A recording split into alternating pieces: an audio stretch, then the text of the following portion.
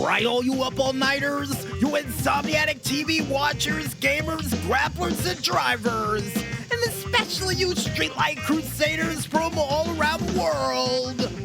Welcome to the 6:02 in the evening edition of the Midnight Special.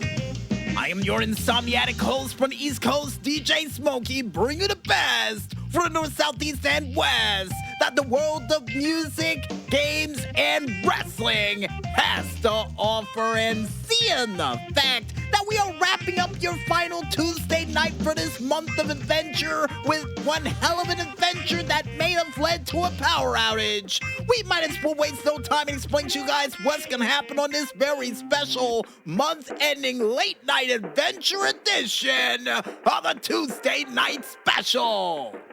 Darn it, I keep doing it. Because we kick things off, and Colin and Michael still laughing over there in the corner. Yeah, I was close. We kick things off with what happened during this week's edition of Monday Night Raw from Toronto, Ontario, Canada. Home of the Maple Leafs. Also, besides that, we go into a very special Gauntlet Adventure edition of the As Seen on TV. And according to Colin the Maestro, there may be some wrestling moves involved with this show. Oh, cool. Also, besides that, we go ahead and check out some video game hits, clips, as well as scratch that indie itch and check out some games from a climate jam from the world of Indiecade for another edition of the Indiecade Triple S Deluxe.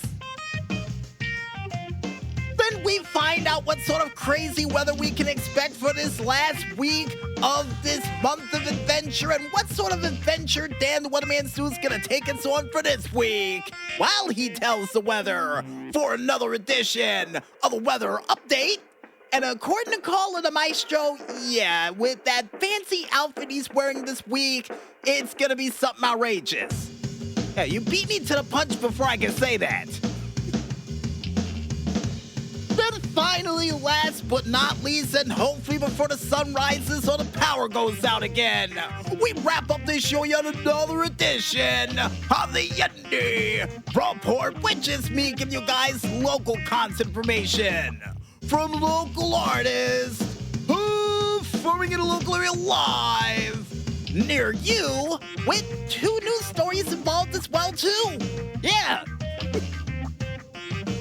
And I guess with Carl and the Maestro give me that look and still laughing at the way we did this intro for this week, I think it's time for us to tell them to kick up the beats, crank out the tunes, and most importantly, knock off that laughter. We'll have plenty of that throughout the night for this show, cause it's time for us to bring some fun and delight on your street-lit, moonlit Tuesday night.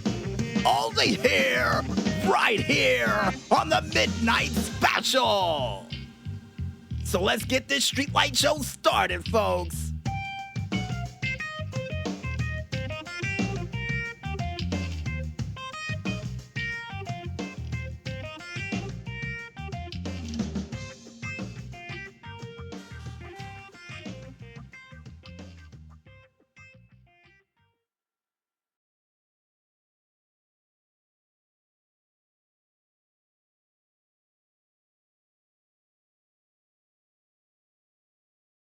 All right, all you streetlight crusaders, welcome back to the Tuesday Night Special.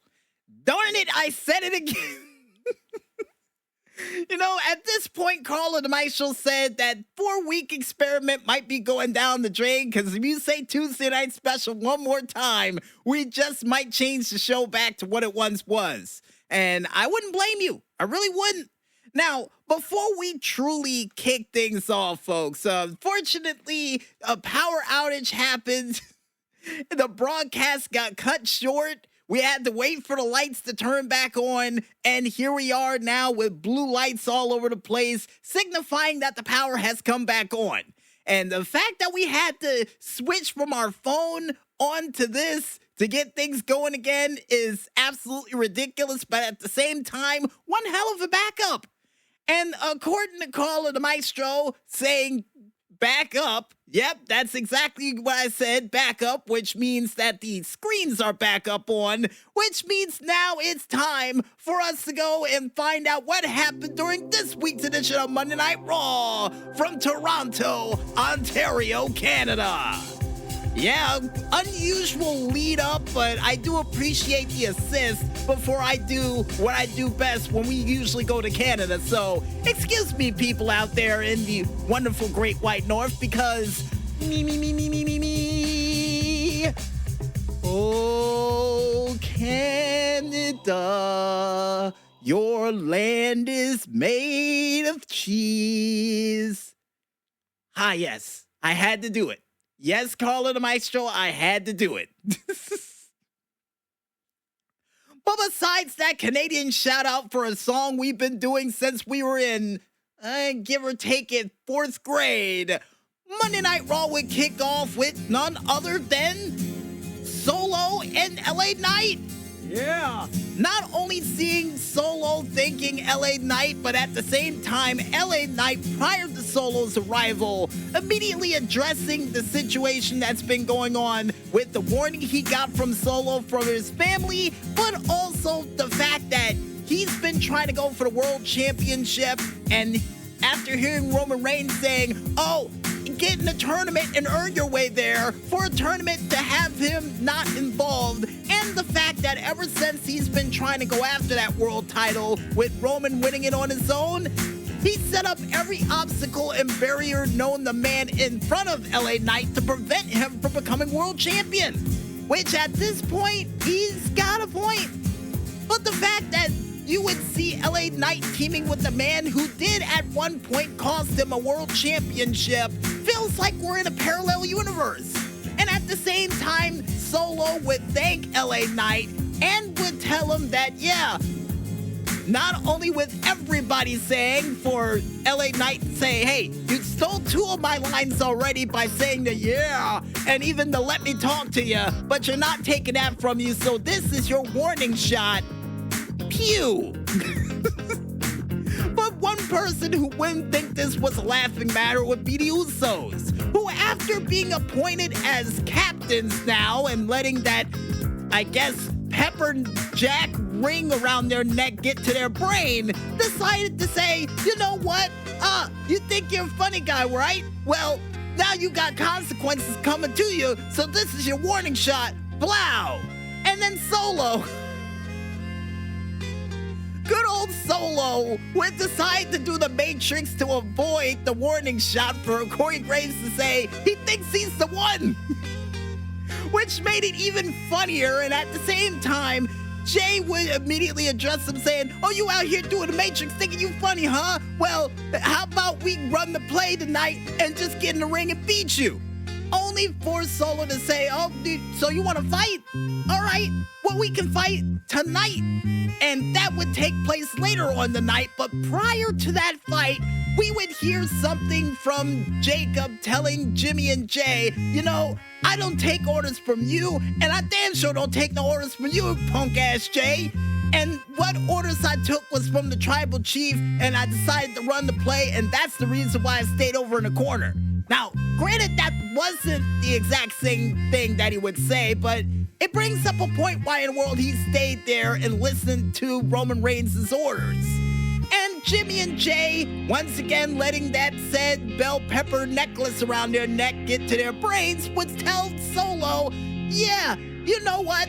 Or more or less, Jacob Fatu, and thank you for the correction, Carl and the Maestro, that he should just stay in the back tonight and do nothing. Now, we're gonna say that was a huge mistake, and that will be addressed later because we would go into the first match of the night, which would be the first match back for none other than Stephanie Vaquero going one-on-one against Roxanne Perez.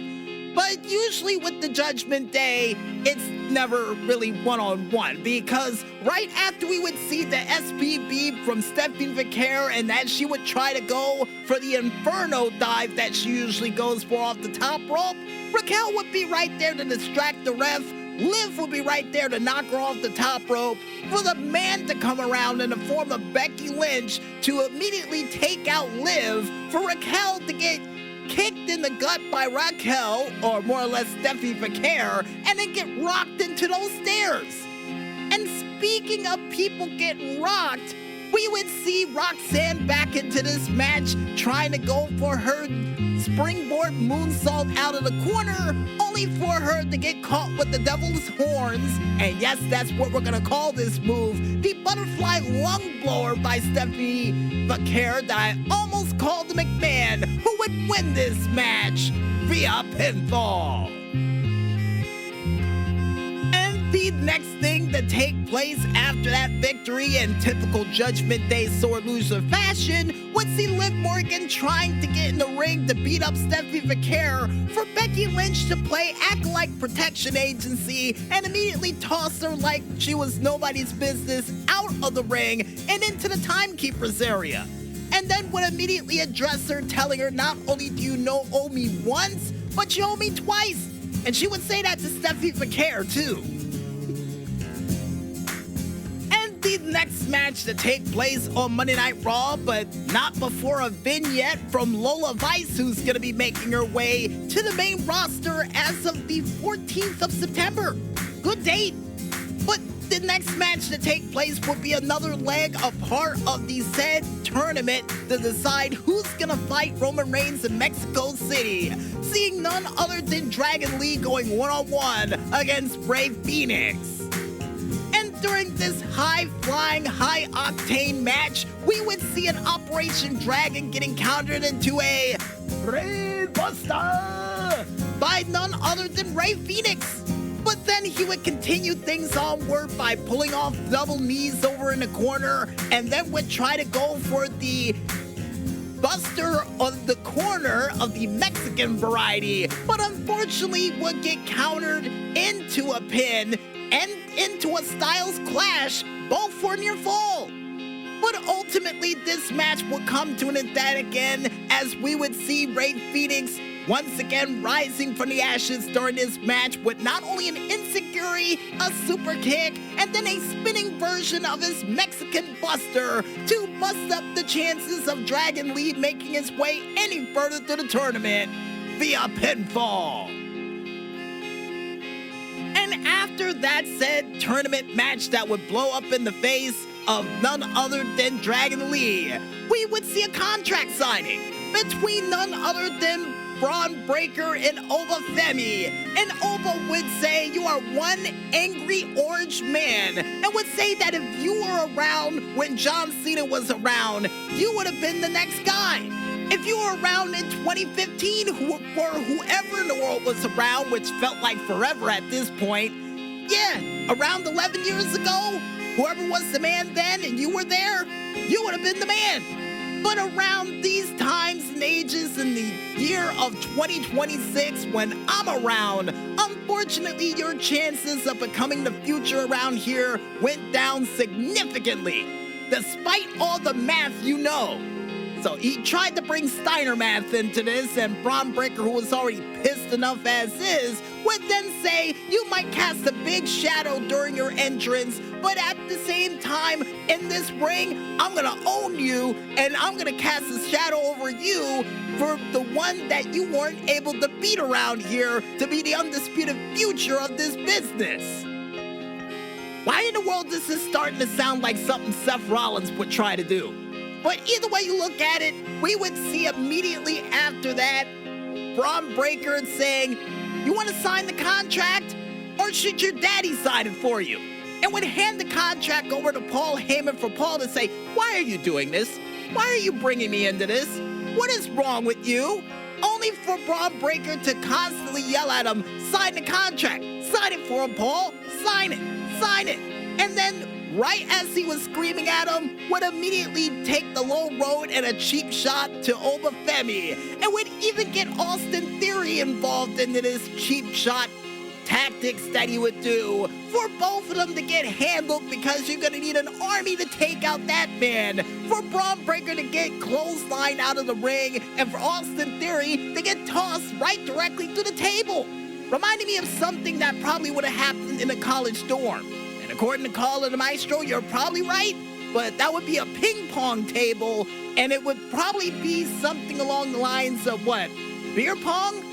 Yeah, you're probably right about that too, especially if it gets rowdy after 3 a.m. But beer pong experiences aside, we would then see after that toss through the table, another big problem that would take place in the ring, with the next match seeing none other than Big Cass going one-on-one against Javon Evans. Now, prior to this match taking place, we would see Javon Evans taking it to the Judgment Day and beating the ever-living daylight's flag tag out of them after what they did last week. And with Finn Balor not in their corner and them being a guy short and both of them getting the daylights beat out of them was hilarious. But at the same time, what would happen next would be no laughing matter.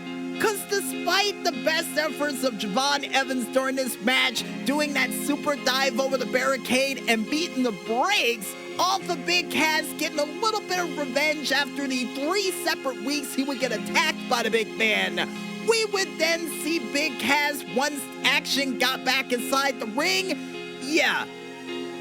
After even getting hit with a red dot, a springboard clothesline, and an OG cutter setup, Big Cass would just push him off the top rope like it was nothing, and then once he got back inside the ring, Javon that is, he would get a Das Boot test style to the face for Big Cass to win this match via pinfall.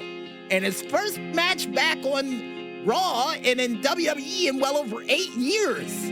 Wow. You know, when they throw stats around like that, it really does make me feel old. 8 years. Good Lord.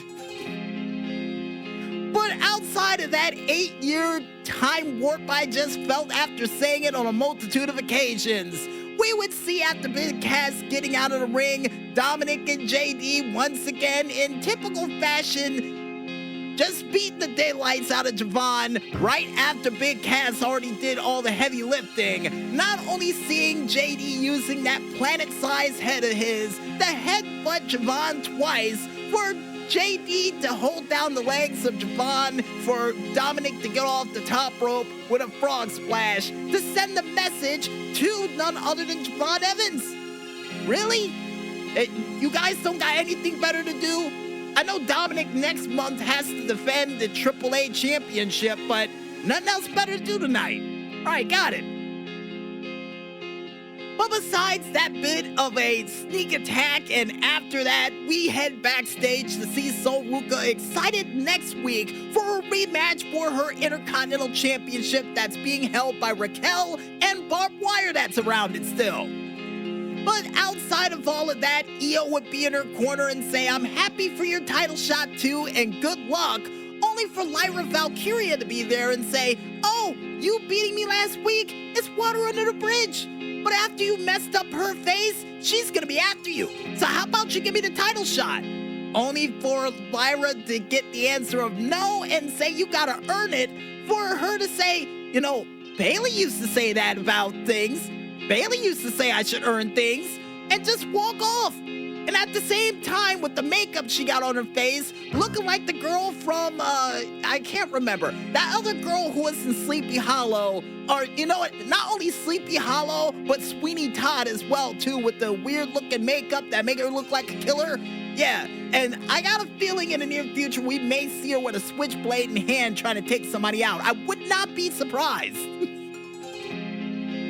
But outside of that doom and gloom in the future for Sol Ruca, that I got a feeling definitely is going to hit her by next week, the next match to take place in the said tournament would see Penta going one-on-one against La Parka. And I don't know, it must be me, but as a kid growing up playing WCW NWO Revenge and watching classic episodes of WCW Thunder, seeing La Parka in a WWE ring doing a Soul Train-like entrance that had me thinking in the back of my mind, when's Earth, Wind, and Fire gonna play Let's Groove while he's dancing to the ring? It's awe-inspiring. And at the same time, never thought I would see that in my life.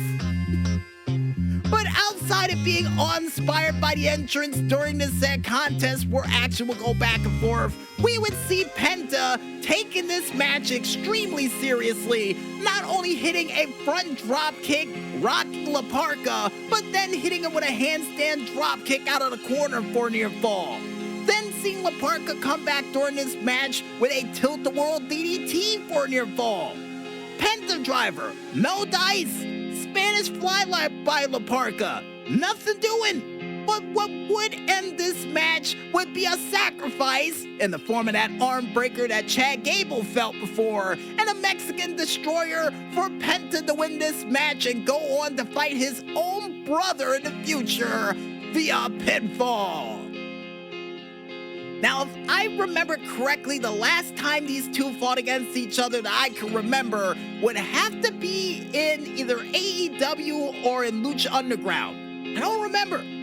But either way you look at it, folks, besides looking up the stats for that, the next match that we have up is our main event of the evening. Seeing none other than Jimmy and Jay Uso going one-on-one against Solo and L.A. Knight. Yeah. And during this match, remember what I said earlier about the fact that Jimmy and Jay being the captains running the play and told Solo that, or Jacob, that he should stay in the back? Yeah, I got a feeling he should have probably called for backup like Roman did, because despite their best efforts to try to send a message to the tribal chief, as they call Roman Reigns, and trying to represent the bell peppers that were around their neck, yeah, they would get demolished. And not by Solo, not by LA Knight, but by Royce Keys, who made a return, smashing both him and Solo through the barricade. And meanwhile, in the ring, two masked men that would show up and immediately take out Jimmy and LA Knight, for one of them to hit LA Knight with a boot so hard he stuck the landing afterwards. And then immediately to see a one-handed spine buster to Jimmy and another one from Royce Keys. Ouch! Ouch! Only for it to be revealed that both members of Out the Mud is now helping out Royce Keys, and would do so further by tossing around LA Knight like a beanbag and hitting him with a move that I got a feeling Los Matadores would used to do, that I would call the Horn of the Bulls? I don't remember what we used to call it, but either way you look at it, nasty move, and it did the damage it needed to do to LA Knight, but not as much as Royce Keys, because he would then, outside the ring, hit Jay in the face with a pair of steps, Solo in the face, and while LA Knight tried to crawl his way outside the ring to help, would hit him in the face too with the stairs, saying that none of y'all helped me last time when I was out, so now I'm gonna help you. And then would force Jay to watch as his brother would get hit with a dual skyscraper powerbomb right through the announce table, as these three new guys, or more or less Royce Keys and Out the Mud, from the world of NXT, celebrate the damage that they were able to pull off, as Raw would go off the air for this week. Yikes! But what's gonna happen next week? Will we see Solo and Knight get their revenge? Will Roman Reigns actually show up for work? And what of the Lucha Brothers? Will they tear the house down and have a match of the year quality-like match that I know they could? We'll find out the answers to that and more, and if Lyra Valkyria is gonna go full Sweeney Todd on Sol Ruka during her match that I know the Judgment Day is gonna interfere for, next week for another exciting and thrilling edition of Monday Night Raw. And according to Carl and Maestro, school night edition of the show too. Yeah, you're right, I forgot about that. And I guess with that said, I think it's time for us to head back into that music, and when we return, we'll be back with more of that Streetlight Delight as the Midnight Special rolls on right after this. So don't fall asleep just yet, folks, and stay tuned.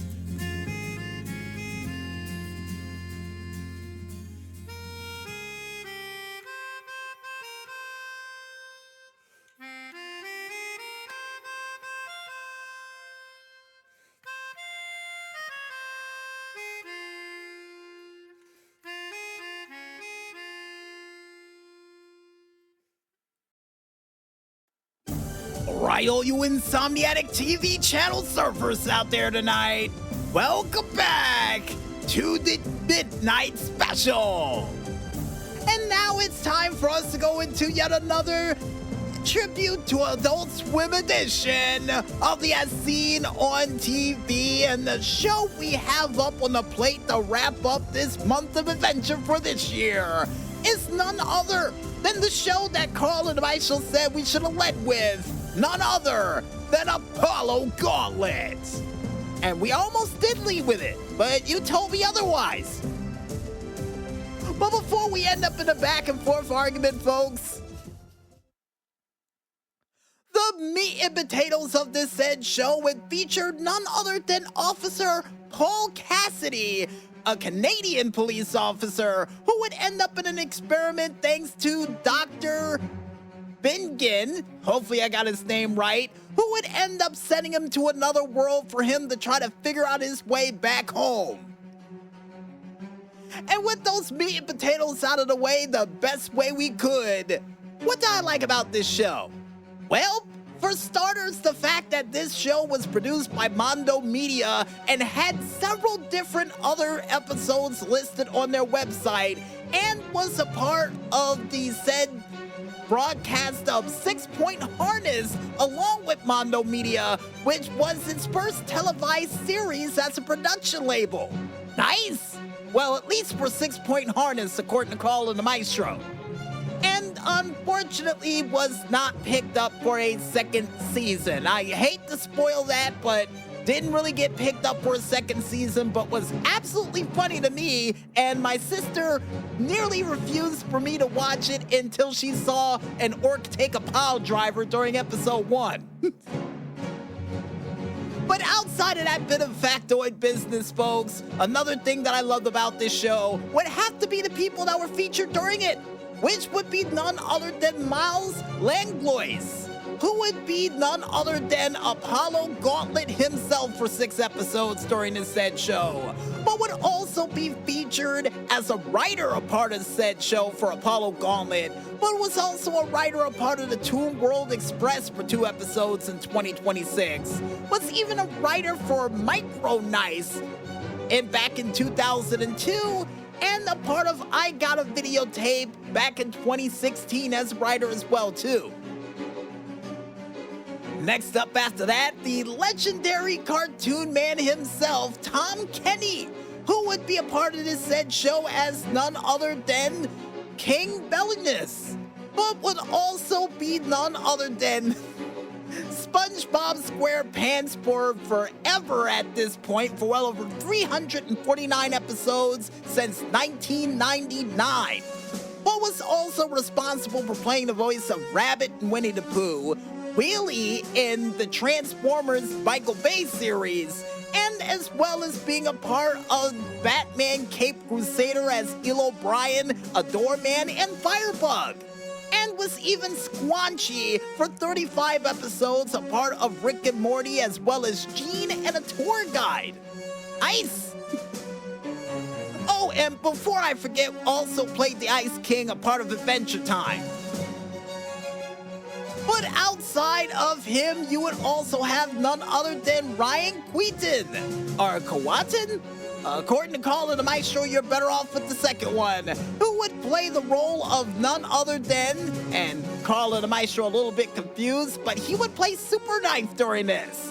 And outside of playing Super Knife for 5 episodes, he would also be featured as Jason Stackhouse for 81 episodes of True Blood, but would also play Clud, a part of Legends of the Guardians, and as well as playing Jamie Asson, a part of the 2007 film of Dead Silence, and even a part of the series of Knights of Badassdom as Joe in 2013.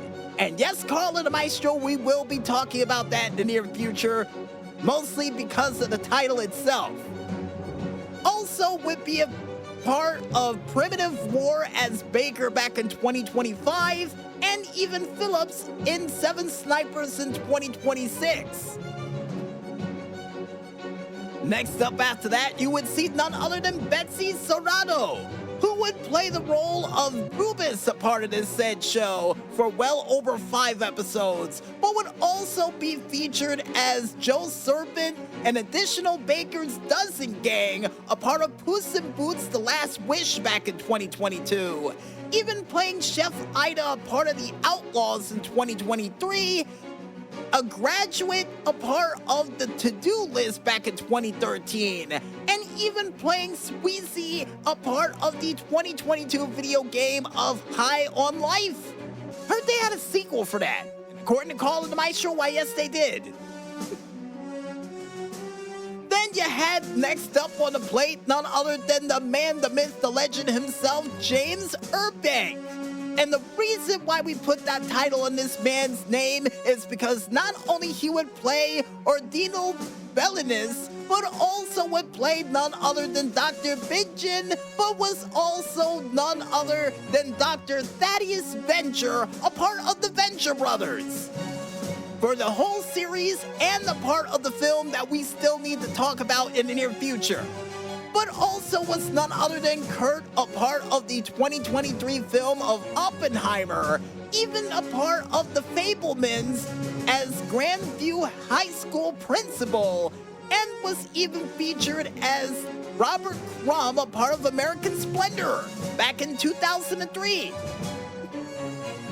Then finally, last but certainly not least, since Carl and Michael said we can't be here all night, you would have none other than Mark Prokish, who would be none other than, and according to Call of the Maestro, none other than Monty for 5 episodes, a part of this said show, but would also, hey, as Carl and the Maestro laugh in the background, would be a part of What We Do in the Shadows for 61 episodes back in 2019 as Colin Robinson. Nate, a part of The Office back in 2010 for 19 episodes, would even play the role of Daniel Price Wormald for 4 episodes in Better Call Saul, but was featured in 1 episode of Portlandia as Sean. In 2014. Now, a couple of my favorite episodes featured a part of this said show would have to be not only the pilot episode where Apollo Gauntlet would go rapping down the stairs and fall face first, but also would have to be the first official episode where, as we mentioned before, Apollo Gauntlet would pile drive an orc and, alongside with that, do a suplex to him and push him off a cliff. But I will spoil this, and spoiler alert ahead of time, for the final episode of this show, which was one of my favorites for the first season, he would give a DDT to the main bad guy at a wedding. You can't get any crazier than that. And according to Call of the Maestro, yes you can, because one of the other people, outside of the dog guy that was featured in this show doing an elbow drop to somebody else would do a Death Valley driver to one of the bad guys during the show. It was at one point I really thought that there was going to be a 3D through a table, but it did not happen according to Call of the Maestro, and boy do I wish it did. And seeing the fact that this show would originally kick off as of December 4th of 2016 and would go all the way until August 13th of 2017, not even making it a full year, but at the same time having only 1 season and 7 episodes if you count the pilot, and seeing the fact that we don't know how to review shows along the lines of TV Guide or any of those other famous reviewers that you know of out there, we say this. If you want to go ahead and check out a Canadian police officer transferring over to a new district in a different world other than its own, only to get attacked by a giant pickle and try to understand the way the world works that he transported in by giving not only rap songs, but pile drivers, DDTs, suplexes, and possibly in the near future, a form of a Canadian destroyer since he's from Canada wearing gauntlets, then I recommend you go out there, pick up your TV channel remote, and watch that show. And trust me, folks, it's definitely a show I would recommend you check out in the middle of the night because it's absolutely insane. And with that said, folks, I think it's time for us to head back to that music once again, and when we return, we'll be back with more of that Streetlight Delight as the Tuesday night special, or the Midnight special rolls on, right after this. So don't head downstairs for that pre or post midnight snack just yet, folks, and stay tuned.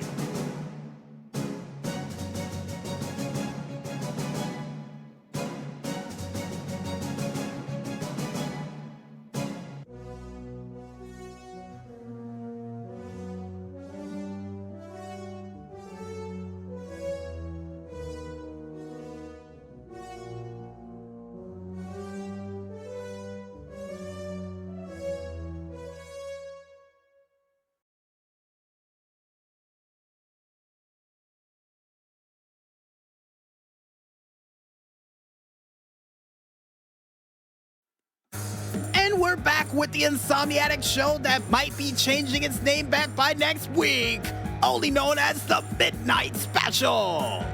And Carla the Maestro already said it's too late, one. And two, on top of all of that, the fact that you didn't mention the fact that he did a DDT to some evil goblin as well, too, on the first episode, is a crying shame.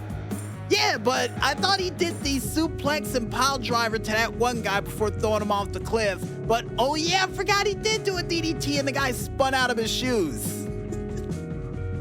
Oh man, that show, I really wish it had a second and third season that wasn't on Mondo. But I got a feeling we'll have to check that out in the near future, because we found that out not even 15 minutes before the show started. But besides trying to figure things out, a part of cool shows, and speaking of ones that we're currently doing right now, I think it's time for us to check out some video game hits, clips, as well as scratching that indie itch and even checking out some games from the world of Indiecade from certain festivals for another edition of the Indiecade Triple S Deluxe. And we kick things off with the art wall. And the art wall picture that we have up for this week comes from the developers Jason Online, Dad's Last Nerve, and Vivid Cutlery with their set game of Sea of Troubles. And to show how much troubles they would have for this week, and I got a feeling this is a world I most likely created, because the picture that they provided for this week was the Emilio on screen saying, "Clara, I was wondering when you would fly back in with the Stormbirds." I don't think the Stormbirds is the problem here, because during this picture, while there's a whole bunch of houses lurking in the far distance, you would see a whole bunch of what appears to be storm clouds racing right directly over these houses and the croplands as well too. Oh, and on top of all of that, to add on to it, this whole place is surrounded by a body of water. So yeah, they're on an island with a storm that's striking this place. So this automatically reminds me of a place that I would build in SimCity 3000. Yep, definitely would be. And I'm waiting for the tornado to come from out of left field that would, take everything I built out, including the nuclear plant. And according to Call of the Maestro, you gotta find another power source in that game. You're right. So here's hoping there is one. Maybe water-based. Oh yeah, and a storm warning system too. But outside of storm warning systems, and with Call of the Maestro constantly reminding me of my failures when it comes to SimCity, we now make our way on over towards the sound wall. And the sound we have up for this week comes from none other than Beautifun Soundtracks with their said sound from the video game of Professor Lupo and his horrible pets with the song of Professor Lupo. Now when I close my eyes, it automatically reminds me of the show that I hosted at one point called Gravity Ball. Now, for those wondering out there, it was sort of like Slam Ball, with the exception that we did it in a zero gravity room, and they would go in super slow motion trying to slam dunk a ball, only to get hip checked into the wall. And for those wondering why in the world that didn't last long, well, let's just say, imagine in fast motion someone trying to do a Monty Brown pounce to somebody, hit them into the wall, fly through the wall outside of the gravity chamber, and then just do a cartwheel directly into a beanbag chair over in the corner. Luckily for that guy, that beanbag chair was there, because if it wasn't, yeah, he'd be in trouble. And according to Colin Maestro, he would have probably broke his neck. Yeah, and that would be the last episode. We only had one game. I think it was against the Galactic Cowboys versus the Space Marauders. Yeah, let's just say for that game, the final score was tied before that happened. So there was no winner. We might have to go and see if we can, as Jay Uso would say, run that back. And according to Colin the Maestro with the lawsuit I got against me, no, that ain't happening. Right?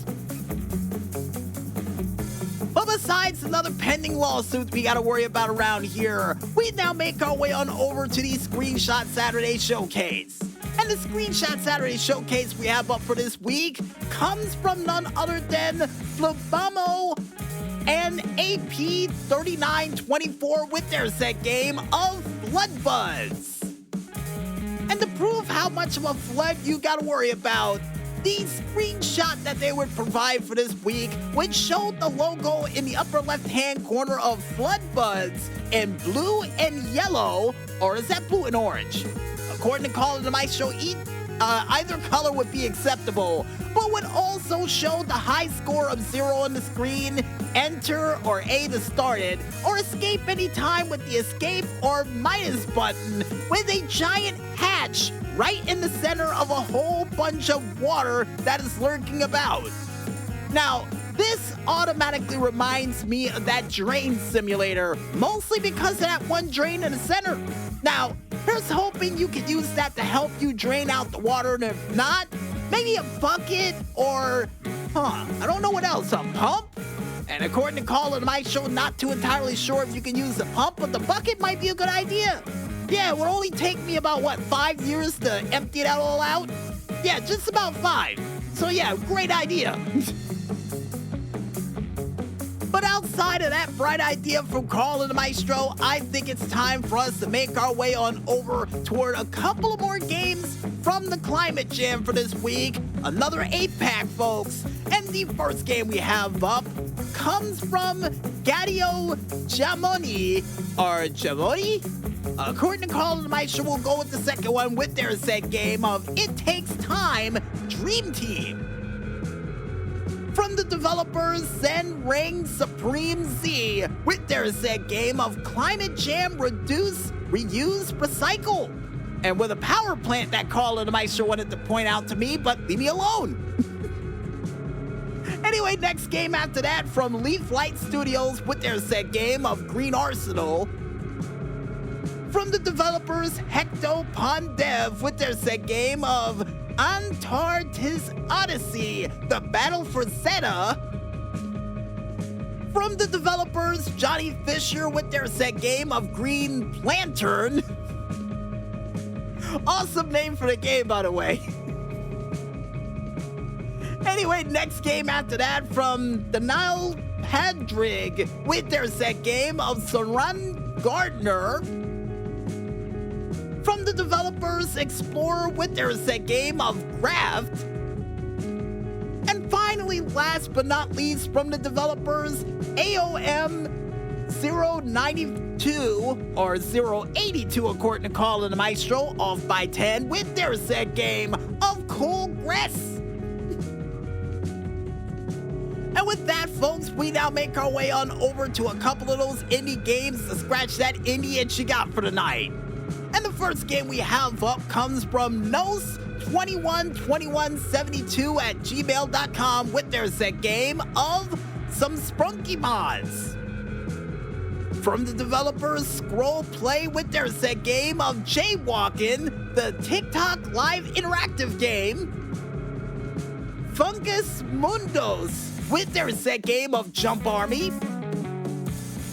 From the developers Dusty with their set game of Dusty Rocks.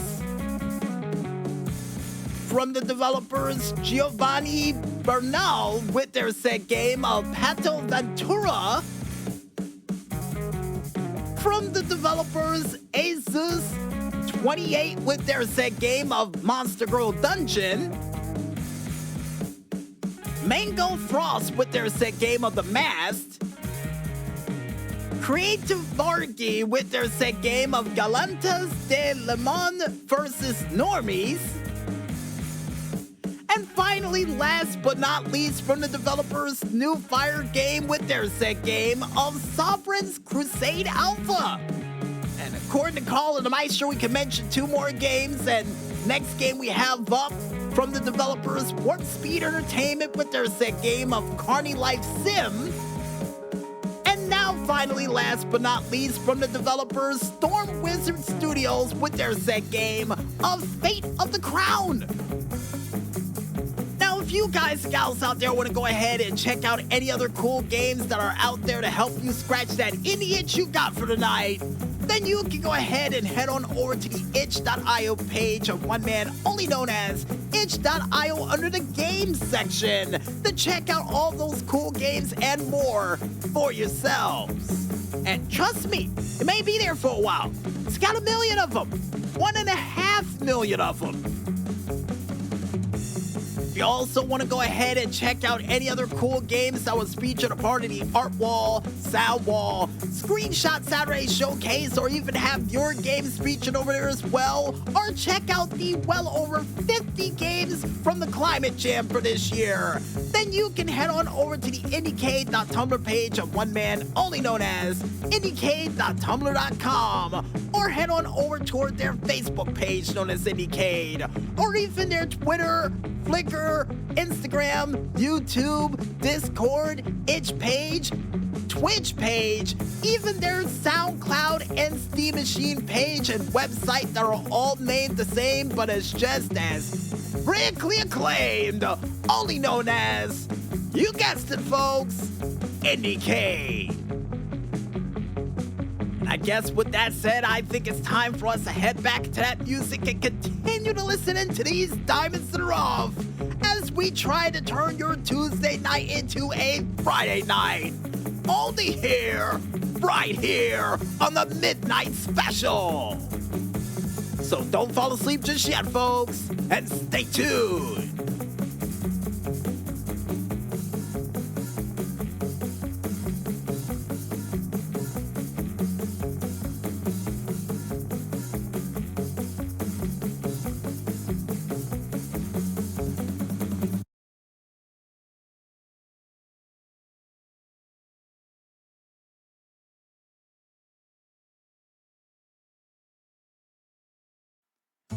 Right, all you Streetlight Crusaders, welcome back to the Tuesday Night Special.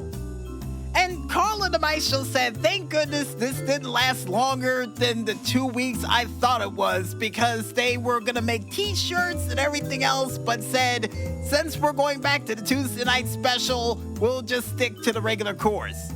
But don't worry, to those out there who enjoyed the name of the show, we will have it in some sort of capacity in the near future, probably with us with a giant desk in front of a camera, wearing a suit, and doing something fun in the near future. Who knows? You know, it's a long way to December, and we might have some cool ideas for it in the near future. So don't worry, it'll be back in some other form of capacity. And with Carla DeMaestro giving us that look and asking us what color suit you'll be wearing for that, probably blue. I don't know, I'm really digging blue in the middle of the night for a show like that. Huh, wonder how that would work. All right, before I daydream off, I think it's time for us to, and with Dan the Weatherman Stu over in the corner pondering what I'm pondering, like Pinky in the Brain, for Dan the Weatherman Stu to deliver the 5-day weather forecast for this week. Dan the Weatherman Stu, get that look off your face. Here's your shirt back from last week. Speaking of t-shirts, and the microphone is all yours. Oh, hey, ladies and gentlemen, boys and girls from around the world, it's your boy from Chicago, Illinois, Dan the Weatherman Stu, here to bring you the 5-day weather forecast for this week. And DJ Smokey, I had a feeling this show name wouldn't have worked out, but I'd love to see you on a camera. Hey, I would regret saying that because remember the last time I was in front of a camera? That $5,000 camera that almost broke after the guy kicked his feet up? Yeah, that was the last time I was ever in front of a camera for a show, so I don't think it's gonna work out. Oh, the contrary, DJ Smokey, I got a feeling you'll come up with something cool. Can't wait to see it. Well, depends on if I have the time between now and December, but we'll find a way. But then again, we might hold off for that until next year. I keep forgetting. Near the end of the year, we have enough anniversary shows to last us that'll put us in a grave. So we'll hold off on that. We'll hold off on that. I mean, you could do something in front of a camera. And according to caller Maestro reminding me of his weather report that he used to do in front of a camera. Yeah, no, not a great idea, huh? And they said, yeah. Well, outside of that crush dream, could you do me a favor, Dan the Weatherman Stu? Just a tiny little favor. With it being late and a potential power outage around the corner again, could you do the weather? Do the weather. Jeez. All right. So for tonight, that's right, Tuesday night, it's going to be a low of 57 degrees. Cloudy skies all around with winds going west, northwest at 3 miles per hour. That's northwest, man, northwest. I meant northwest. And on Wednesday, a sunny day for you. Cause it's gonna be a high of 82, low of 62. Mostly sunny skies with winds going west, northwest at 5 miles per hour. And on Thursday, here comes the rain. Cause it's gonna be a high of 80 degrees, low of 63. Scattered thunderstorms all around at 51%, with winds going south at 9 miles per hour. And on Friday, start of the month changing weekend, bueno. Cause it's gonna be a high of 83, low of 60 degrees. Partly cloudy skies with winds going northwest at 5 miles per hour. And on Saturday, a hell of a lot better than Thursday. Cause it's gonna be a high of 81, low of 59. Mostly sunny skies with winds going north at 4 miles per hour. And on Sunday, not a sunny day at all. Cause it's gonna be a high of 84, low of 65. Partly cloudy skies with winds going southwest at 7 miles per hour. And now you know, cause I've gotta go, because I am Dan the Weatherman Stu, I am through for the weather broadcast for this week.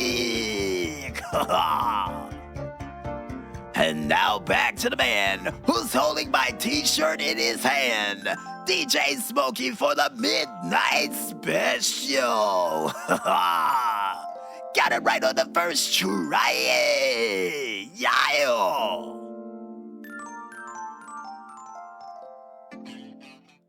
Oh, so you're making fun of me too? Hey, if you call a show the Tuesday Night Special for well over 12 years and well over 600 episodes, you'll occasionally slip back into the old ways and continue to call it what the show is. My bad, DJ Smokey. I just find it funny you keep calling this the Tuesday Night Special. Then why did you change it? Hey, I said when we hit 601 episodes, we were going to change over to the Midnight Special, see how it feels, and if I keep blundering up, we might change it back. And according to Call of the Maestro, you got one more chance next week, especially seeing the fact that it'll be a school night. Oh, I forgot about that.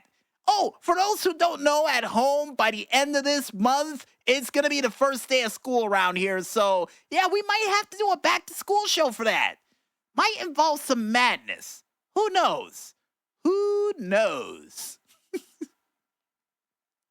But with Dan the Weatherman still dancing his way out of here without making some grand-like entrance to leave, I think it's time for us to head back into that music once again, and when we return, we'll be back with another edition of the Indie Report right after this. So don't go watching reruns of Seinfeld or infomercials just yet, folks, and stay tuned.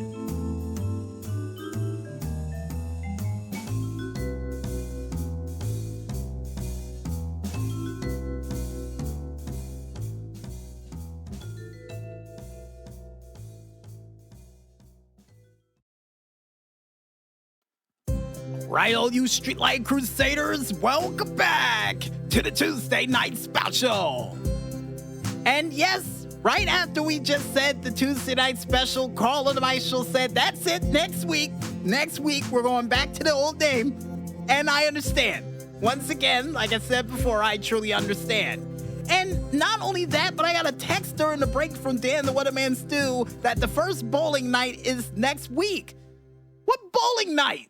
I didn't sign up for anything. According to Carl and the Maestro, my name was forged onto that list to be a part of that bowling tournament. What do you mean, against those disco guys? What, the Disco Ballerama? Yeah, that's what they're called? No, I'm not doing that.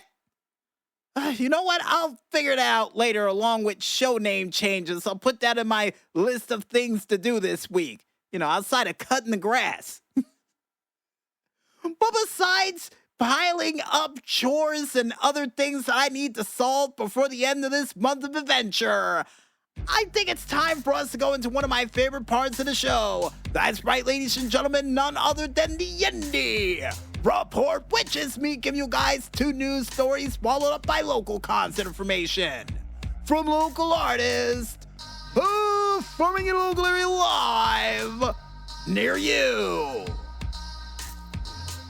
And in our first news story, and in sad and sudden news from the world of country music. Oh boy, this is gonna be a tough one. Dolly Parton, somebody who I would at one point call the queen of country herself, unfortunately died this past week at the age of 80 years old after a brief battle with cancer. Now, for those who weren't old enough to understand how magical this woman was, not only she came up with a litany list of hit songs over the years, but was also featured on TV, even had her own theme park, and was responsible in the original writer of the song I Will Always Love You that eventually Whitney Houston would get her hands on in 1992 and turn it into a hit herself.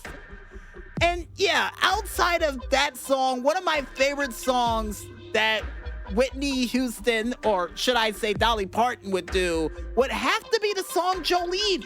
I don't know why, but every single time I get in the car and get a chance to listen to that song, I know I'm going to have a good day. But outside of that song and Carl and the Maestro listing their favorite song of 9 to 5 and a couple of other songs that she's done over the years, yeah, this is very, very sad to hear that she passed away. And also, before I forget, was also featured not only part of The Simpsons, Hannah Montana, and a couple of other great shows over the years, and even featured on late night television and was absolutely hilarious. And we here, a part of the Tuesday Night Special, would like to say on behalf of Dolly Parton, may your work live on forever, and may you forever rest in peace. And according to Carl and the Maestro, as an added bonus to the news story, we would see Jack White doing a beautiful cover of the song Jolene in honor of none other than Dolly Parton. And that would be one of many tributes that would be for Dolly Parton, including flags being flown at half-mast for the remainder of this week in honor of the Queen of Country herself. And in other news, and hopefully news that'll raise up the mood around here after that bad news we just dropped down on you. For you fans out there of the man a part of the full-blooded Italians and someone who definitely did light up a room, was a fan of Nunzio, aka Little Guido. Well, it looks like Chris Van Vliet would have him on Insight for this week, not only talking about his history in ECW, the fact that he was able to slap Brock Lesnar, and even the mention of the Goldberg spear that he took, which was absolutely disgusting at the Royal Rumble at the year that I'm pretty sure that was the year that, if I remember correctly, Benoit won that Rumble that year when Guido got speared, right? According to Carl and my show, yes. But would also talk about the last ride that Guido would take as well, too, where he was up in the air and did the whole cross thing as he would get slammed to the earth. He definitely took a lot of insane moves over the years, and that one being definitely one that I remembered the most.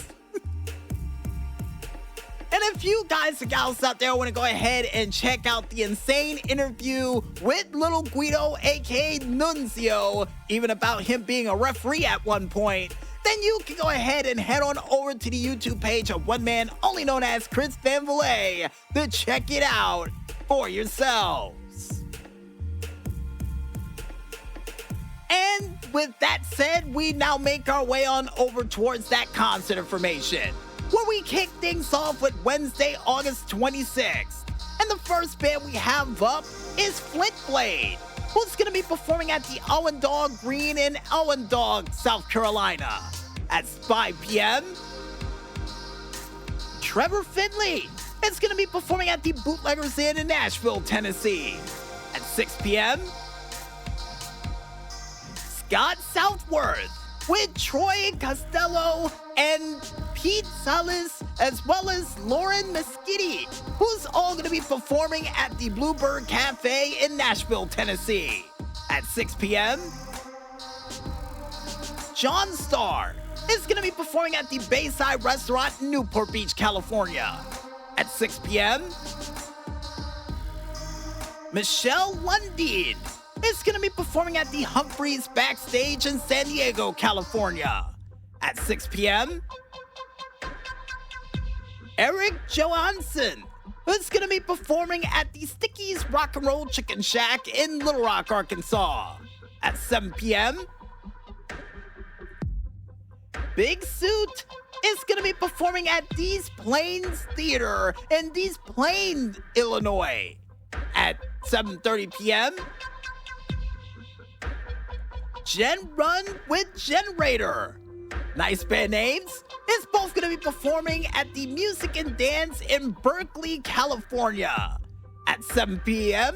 or 7:30 p.m. according to Carl and the Maestro. And to finally wrap things up for Wednesday night, you can see John Hoy and the Bluefish, who's going to be performing at the Ritz in Oak Bluff, Massachusetts at 8 p.m. And on Thursday, August 27th, you can see these following bands performing in a local area near you live. The C4 Band is going to be performing at the Bobby's Idle Hour Tavern in Nashville, Tennessee at 12 p.m. Howling Waters Live is going to be performing at the Roots Bistro in Georgetown, Texas at 4 p.m. Todd Allen Hendred is going to be performing at the Nashville Nightlife Dinner Theater in Nashville, Tennessee at 5:30 p.m. Cadre Scott with Mason Jennings is all going to be performing at the Coach House in San Juan Capistrano, California at 6 p.m. Kenneth with Blue Black It's all going to be performing at the Shakespeare's Lower Level in Kalamazoo, Michigan. At 6 p.m., Trout Fishing in America is going to be performing at the Eddie's Attic in Decorah, Georgia. At 6:30 p.m., Eric Woods and the Ways Down is both going to be performing at the Jack's by the Tracks in Pensacola, Mississippi at 7 p.m. And according to Call of the Maestro, that might be Missouri. Sure? Apparently, according to Call of the Maestro, double-checking yes. Anyway, next band that we have up is Albert Floyd, who's going to be performing at the Melodies Bar and Grill in Los Angeles, California. At 8 p.m., Lou Musa is going to be performing at the Sellersville Theater in Sellersville, Pennsylvania. At 8 p.m., Lena Prima is going to be performing at the Carousel Bar and Lounge in the Hotel Montalone in New Orleans, Louisiana. At 9 p.m., and to finally wrap things up and completely out of order for Thursday night, you can see Forrest Hammer, who's going to be performing at the McGuffey's Live in San Diego, California at 8 p.m. And for Tuesday for next week, which happens to be the first day of September, you can see these following bands performing in a local area live near you. Adam Clark is going to be performing at the Musical Instrument Museum and Performance Center in Phoenix, Arizona at 8 a.m. The Garage Boys is going to be performing at the Herrera's Carnival Court in Las Vegas, Nevada at 1 p.m. Soul Nuff is going to be performing at the Crab Barn in Millsboro, Delaware at 4 p.m. Vince Lewis is going to be performing at the Greenbrier Resort in White Sulphur Springs, West Virginia at 4:15 p.m. Rob Romans is going to be performing at the Azul Mexican Fusion in Destin, Florida at 6 p.m. Steve Goodbar and Troubling Kind is both going to be performing at the Barn at Hickory Station in Albany, Oregon at 6 p.m. Marty Seymour is going to be performing at the Froggies in Virginia Beach, Virginia at 7 p.m. Nate Jones is going to be performing at the Aretha's Jazz Cafe in Detroit, Michigan at 7 p.m. Van Buchanan is going to be performing at the 1810 Ojaman in Houston, Texas at 7:30 p.m. And to finally wrap things up for Tuesday for next week and all the bands we're going to mention on this show for this week and for this month, you can see the Incubators, who's going to be performing at the Big Easy in Petaluma, California at 7:30 p.m. If you guys, gals out there want to go ahead and check out the complete list of bands that we could list during this very broadcast, and trust me, folks, there were a lot of them, you can head on over to ReverbNation.com to check out the complete list of bands that we couldn't list during this very broadcast. And while you're over there, check out a couple of their cool tunes. Trust me, worth the listen. And according to Call of the Maestro, to correct me again for the night for the 9,000th time, you actually have to head on over to the Legacy ReverbNation.com page to check out all those cool bands and tunes over there. Yeah, but thanks for the correction nonetheless. Like we say at the end of all of these skits, go out there, support your local artists, and see these guys perform live. And trust me, they'll love you for it. I guess with that said, I think it's time for us to head back into that music one more time. And when we return, we'll be back with the final segment for the Midnight Special for this week, right after this. So don't go to sleep just yet, folks, and stay tuned.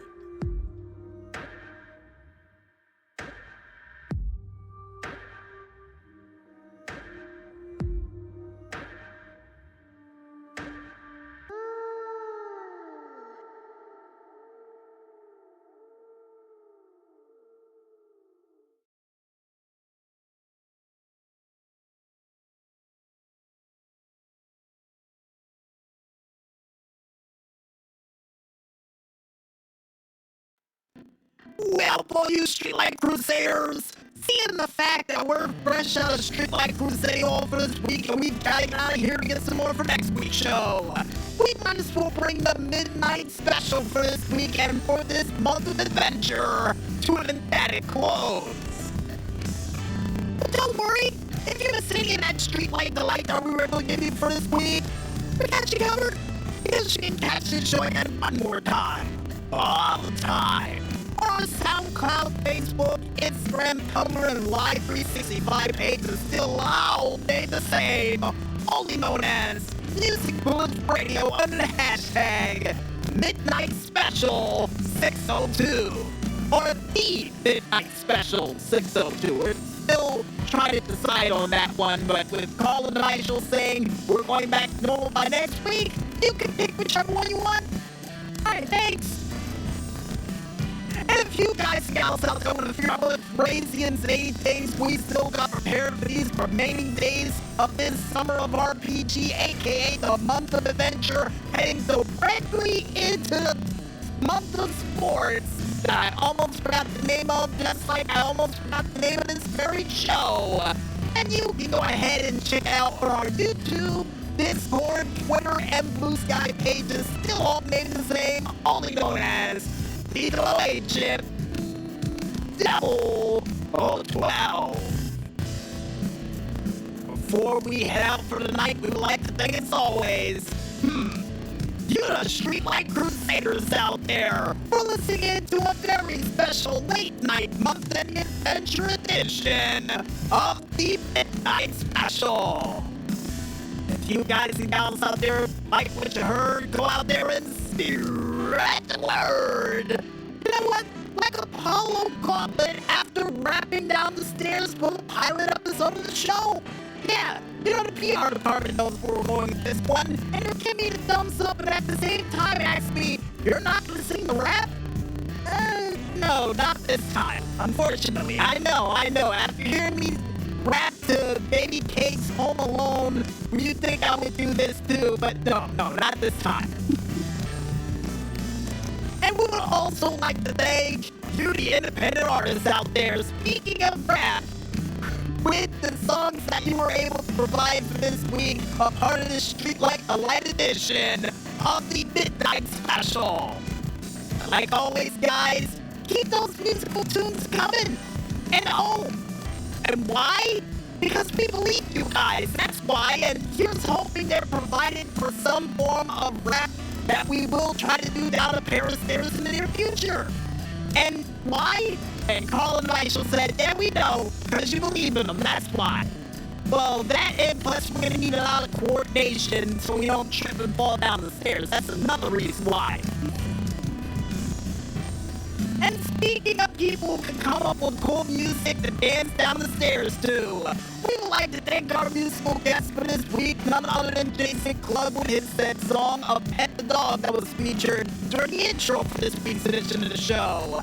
And of course, to none other than Technoax with their said song of Friday Fun that's wrapping things up for this Streetlight Delight edition of the Midnite Special.